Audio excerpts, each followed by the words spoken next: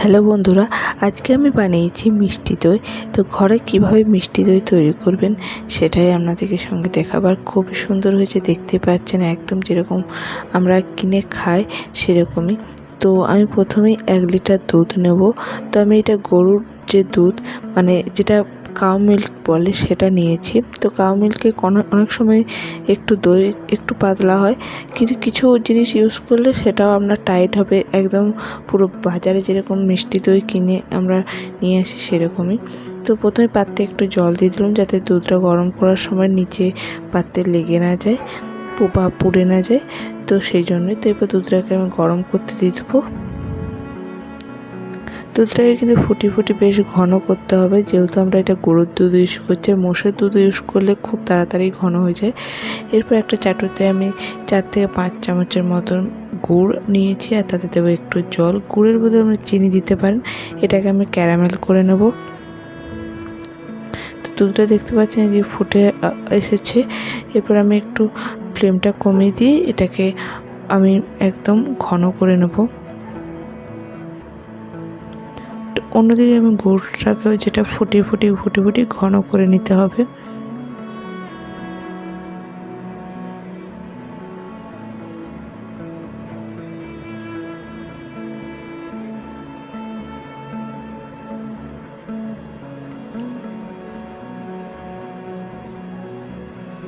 তো গুড় ঘন হয়ে গেছে। এবার আমি গ্যাসটা অফ করে গুড়টাকে নামিয়ে দেবো।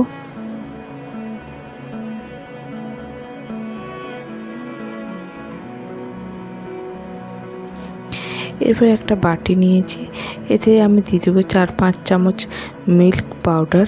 মিল্ক পাউডারটা দিলে দেখবেন আপনার দইটা খুব তাড়াতাড়ি জমবে আর একদম টাইট হবে। আর দেবো যে দুধটা আমি বসিয়েছিলাম গ্যাসে, মানে গরুর যে দুধটা সেটা গরম, সেই দুধটা কিছুটা একটা মিল্ক পাউডার দিয়ে দেবো, 1-2 মানে হাতা দিয়ে। যে গুড়টা আমি ফুটিয়েছি সেই গুড়টা দিয়ে এটা খুব ভালো করে মিশিয়ে নেব।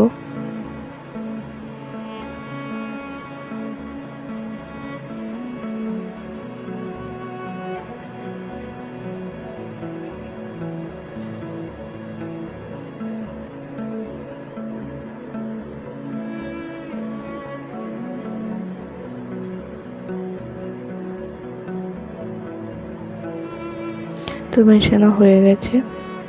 তো অন্যদিকে আমি দই নিয়েছি, যেরকম বাজারে টক দই 10 টাকার যে প্যাকেটগুলো কিনতে পাওয়া যায়, সেরকমই একটা টক দইয়ের প্যাকেট আমি নিয়ে এসেছিলাম, কেননা বাড়িতে টক দই যেটা ছিল না।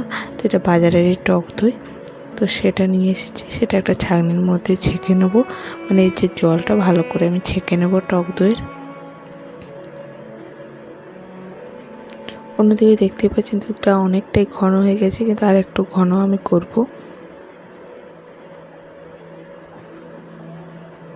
এরপর এতে আমি যে মিল্ক পাউডার আর গুড় মেশানোটা সেটা এর মধ্যে দিয়ে আরও কিছুক্ষণ 5 থেকে 10 মিনিটের মতন এটাকে মিডিয়াম আঁচে একদম ফুটি ঘন করে নেব।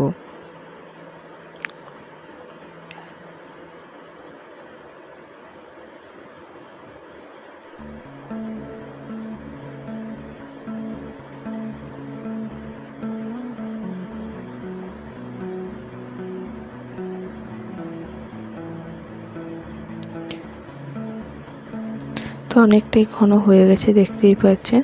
এরপর আমি গ্যাসটা অফ করে দেবো। অন্যদিকে আমি যে দইটা নিয়েছি, দইয়ের জলটাও দেখুন অনেকটা বেরিয়ে গেছে। এরপরে এই দইটা আমি ওই দুধের মধ্যে মিশিয়ে দিয়ে ভালো করে মিশিয়ে নিতে হবে।